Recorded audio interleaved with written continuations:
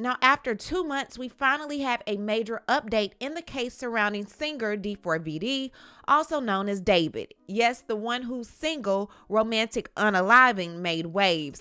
Something dark, something complicated, and we're going to break it down. No legal jargon left unexplained. But before we get into this update, I need you to first make sure you subscribe to this channel and hit the bell for notifications so you don't miss out on any news regarding this case and so much more.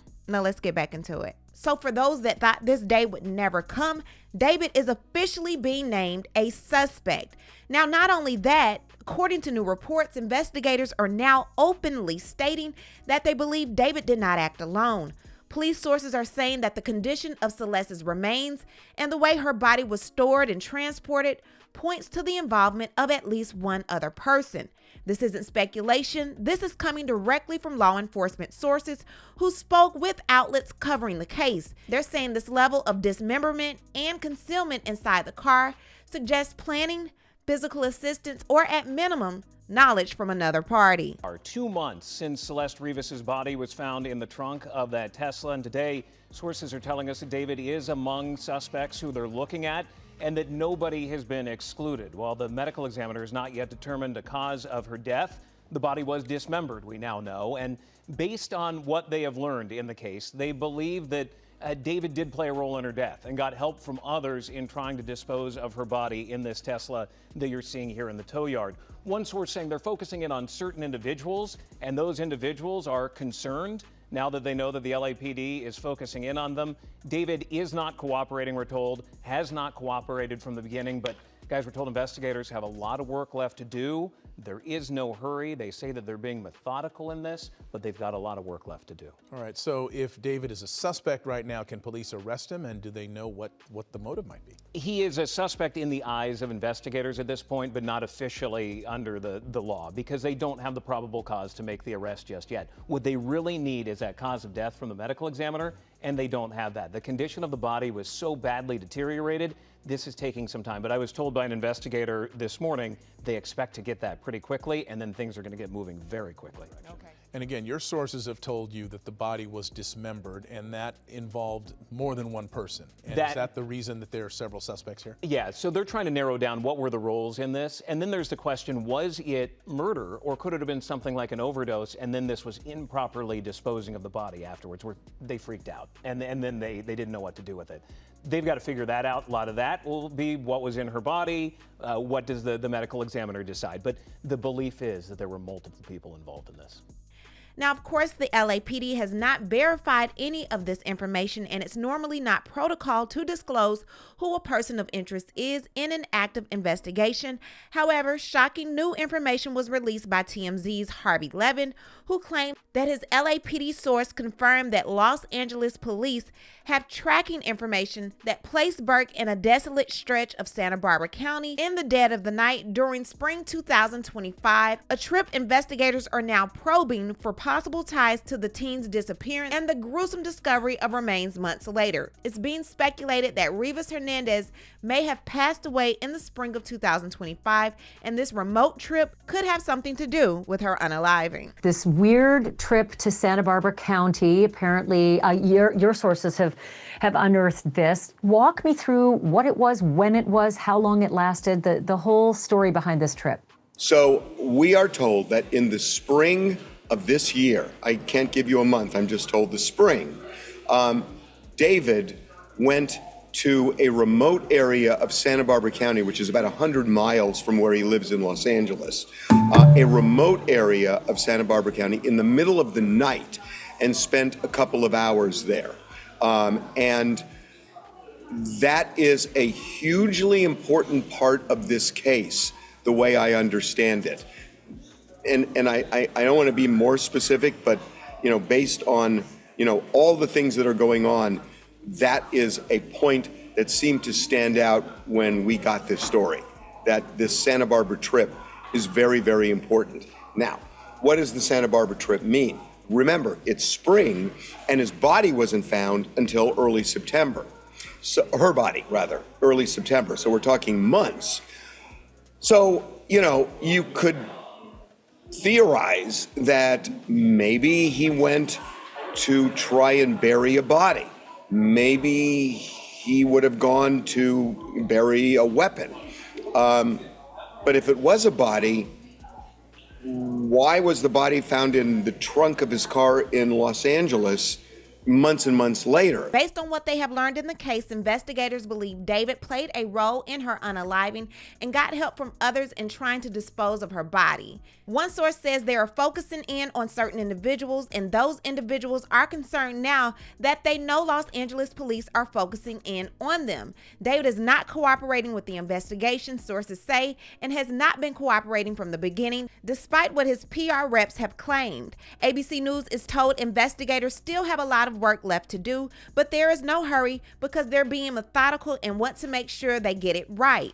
David, whose real name is David Anthony Burke, is a suspect in the eyes of investigators, but not officially under the law because officers don't have the probable cause to make the arrest yet. Because she was dismembered, they definitely feel like David needed help in order to do it. David's phone wasn't just pinged in that location. They have actual proof that he was there. The question is, why were they in a remote area 100 miles away and she still ended up in his neighborhood in the front of his Tesla many months later?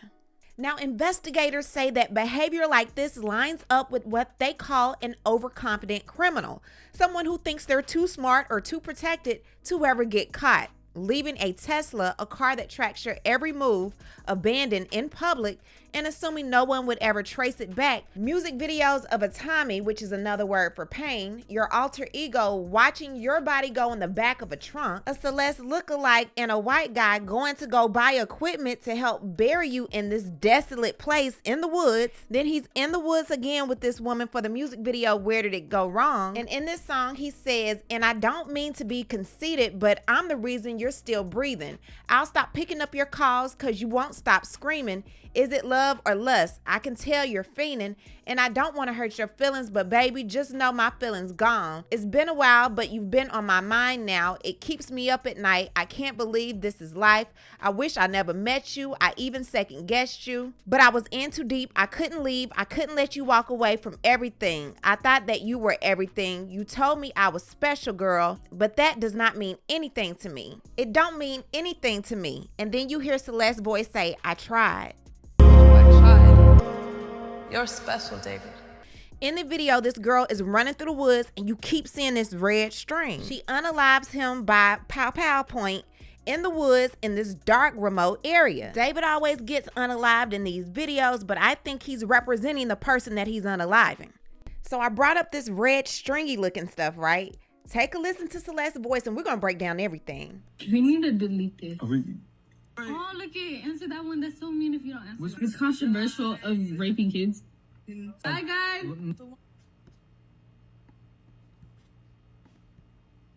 The one calling my phone. Please go away. Who are you calling? Call me and say you're sorry.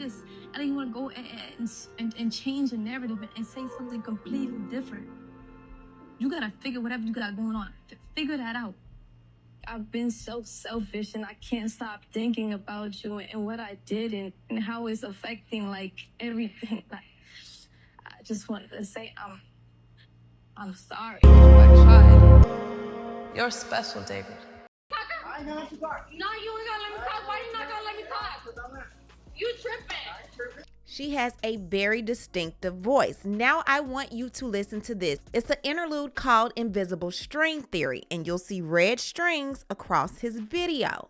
I got a question for you now. Okay. Why do you think we met? David, why do you think we met?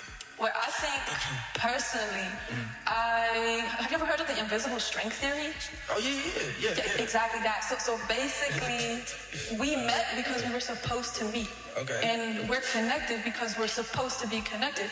It's kind of like that. I loved you before I existed, and I'll love you even when I die. Right. Yes. Okay. But yeah, it's weird. It's strange. It's unpredictable. Yeah. So don't leave me, please. Okay. All right. Love you. So y'all saw the red strings going throughout the video, right? And you remember the girl running in the Where Did It Go Wrong video, and you saw the red strings there, right? Then it's a music video uploaded April 25th of this year, and it's called Is This Really Love?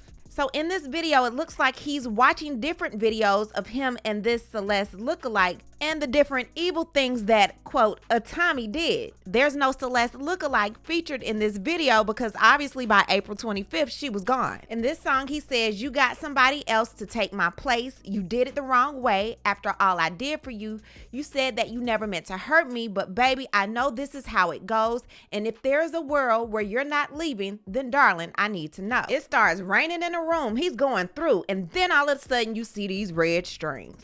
Red freaking strings. Then look who's sitting on the bed with blood everywhere amidst the red strings. That damn Tommy. Telling my view on what the invisible string theory is, or the scarlet string, or the whatever. This is so many different names. Is that like that? Is it also connected to like the rope that's around? Yes. In the music album video? cover, I'm covered in this string, which is representative of the invisible string theory. But throughout the entire project, I wanted everything to feel connected. I wanted everything to feel holistic and have a through line that everybody could understand. And with the interlude, it's kind of explaining from my perspective how it was taught to me, because that's a real conversation that happened. And the irony of it was that person that was saying, I love you, she's not in my life anymore. So don't leave me. Please. Okay. All right. So it's like people say that the string can't be cut and the connection cannot be severed, but I feel like it can sometimes. And that's why I wanted to put, Afterlife and all these songs that feel like endings and conclusions and goodbyes on the project to kind of solidify that message of this is the end of something, not the beginning.